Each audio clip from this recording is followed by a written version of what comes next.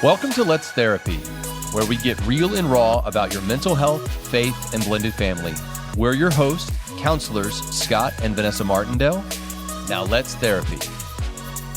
Hey guys, welcome back to Let's Therapy. We are so excited to be with you today. We are your hosts, Scott and Vanessa Martindale, counselors and founders of Blended Kingdom Families. We are just excited to dive into a topic that, honestly, even when we started talking about it, something we haven't really talked about a whole lot, which is triangulation, which is this look at power, balance, decision-making, and kind of multiple parties being a part of a situation. Right. And so it's a term used to describe when a person uses threats of exclusion or manipulation. So its goal is to divide and conquer. And that's kind of like what you were just talking about, Scott, with like, it's like this power struggle, right? And it's usually like a three-person triangle. It can also be parties as well. It's a form of manipulation that involves the use of indirect communication, often behind someone's back. And we see this so much in blended families.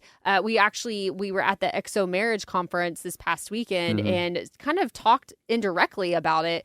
But we see this a lot with, families, blended families where like the kid is in a sports situation, right? And one parent and this kid are in agreement that like, I'm going to do this select sport without really talking to the other parent about it, or the other parent, co-parent is not on board with it, right? So then they're forming like this alliance, so to speak, to try to get this other parent to agree and manipulate them into doing this when the other parent's like, hey, this really doesn't fit my family and my schedule in this season of life. But then it's like the other parent and the kid are making them feel bad, and it can then exclude that biological parent and child relationship. Well, it's what drives wedges between people. Yeah.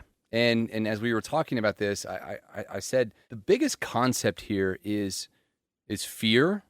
It is manipulation and rejection. And these are things that, and as when you're co-parenting, you're looking at your child and saying, I need to win, or I need to be the most influential, or I need to be doing more than the other parent, or I want to be better. And we see this in step parenting. Yeah. And so you've got this constant triangulation of where is the balance at and where is healthy.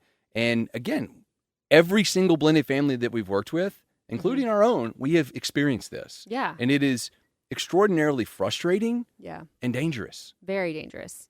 So we look at this, and the sports example is a great example because that's the commitment of time. It's really where that alliance comes in. But it can occur in other areas as well. It can come in allegiance. It's in say, hey, I'm the one who understands you in this season. Yeah. Or I'm the one who's going to do X, Y, Z for you in this season. And so you need to align with me. And when you do align with me, part of that counterpoint is you need to disalign with the other parent. Right. You need to disalign with the other family. So it's kind of a give and take. In order to get the balance to move, you have to go this way and give up that way.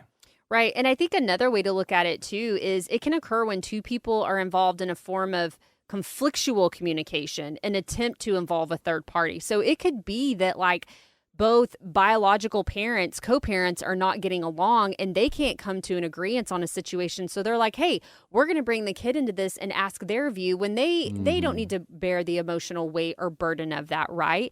So then they include, this third party and involve this third party. And it can become detrimental to a lot of kids. And we see that so much in blended families. Well, we also see it where they go get their co-parents' parents, like the grandparents. Right. And they say, you need to be on our side because this is what's going on. And you can be in complete conflict with your own child because I'm telling you what's better. Yeah. But we talk about this so many times where, putting children in the middle of a triangle or in the middle of toxic communication, if you want to give your child trauma, absolute trauma, especially at young ages, put them in the middle and see how they develop as a human. That is not healthy, and it is just pure savage evil when it comes to that. I have seen so many parents that have manipulated or alienated or made their child a communicator, and it's just like you're giving them a sword and you're saying, go hit my ex-spouse, and they're not going to hit them. They're just going to hurt themselves with it. Yeah. They're just stabbing themselves. Right. Well, and you can cope with this in ways. It's the, we talk about boundaries a lot. It's this process of trying to de-escalate or to cope with the triangulation. It's a process that requires consistency and slowly setting boundaries. So building up those boundaries, so to speak. And it can be useful to start reducing the frequency of communication that's involved with whatever type of triangle that's going on. So if you have what's called a child-focused triangle, that you have two parents that aren't getting along, you're bringing in that child, it's trying to get that child out of that. Even if it's adult children, maybe you as the parent slowly, are taking steps back to, reduce that frequency of communication. And why it may sometimes be helpful to address the dynamic directly. Sometimes it can be beneficial for the person engaging in this behavior to focus on, again, removing themselves from that dynamic, kind of slowly taking some steps back.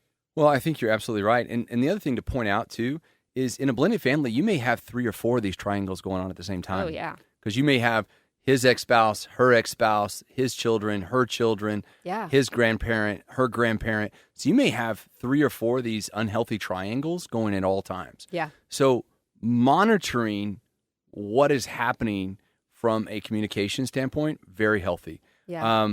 It's also in alignment, and again, I think transparent communication is also very important. Yes. Whereas we look at it and say, hey, we don't want private text messages going back and forth.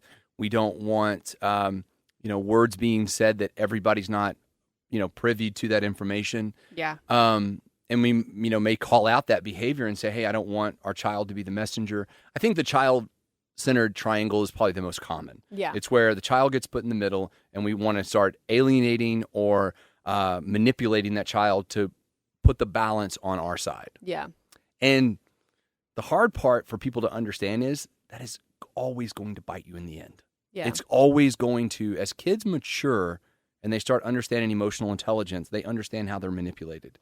And to be in an assignment where you've been manipulated is going to make you go back the other way. It's going to make you go the opposite direction from that. Well, and I think as kids do start to gather that emotional intelligence, especially in the teen years, you really see where that flip-flops and it becomes the child and the parent teaming up against the other parent. Mm-hmm. So they're having conversations outside. There's manipulation going back and forth where it's like, I'm going to tell this parent what they want to hear, and I'm going to tell this parent what they want to hear, but you're really siding with one parent. And so, when it comes to certain, decisions or things that are coming up or that are being made, you're then like kind of, what's the word? Like you're I'm trying to think of the word. I just get this picture of like you just like grabbing your child's hand and jumping off a cliff together. It's like you're so easily manipulated in those situations where it's like the child wants to manipulate another parent and they're like, okay, let's go. Yeah. And you have to understand, especially as those children get older, especially if they haven't developed healthy habits, that all of a sudden they're gonna peer into what your most weakness. Well, the word I was thinking of is blindsided. So you've been having these talks and conversations, and you're like, okay, this is what this is. This is what we're doing. And the child and the parent are having another conversation. And then all of a sudden it's something completely different. And you're like, whoa, like this isn't what we were talking about. And the entire time you see that there was a manipulation tactic going on. Yeah. And so, again, like developing those healthy coping mechanisms when you see yourself in a triangle, taking the steps to disengage, take some steps back, and build up some boundaries around what that looks like. And the goal is, when you do get out of balance, to find a way back. The goal is to recognize what healthy communication should look like. What, you are in a triangle with your child, and so just, it just needs to be healthy. The communication needs to be healthy. The balance needs to be healthy. Parents need to communicate in a way that doesn't put their child in a position where they can manipulate one or the other. So really what our goal through this podcast is to, one, bring awareness to you. To say, hey, I don't know how many triangles you have going on, but I want you to look at each one of them and say, am I being manipulative to somebody? Am I trying to move the balance of power or persuasion or decision-making? Or am I the one who is being manipulated? And do I feel kind of distraught because of this relationship?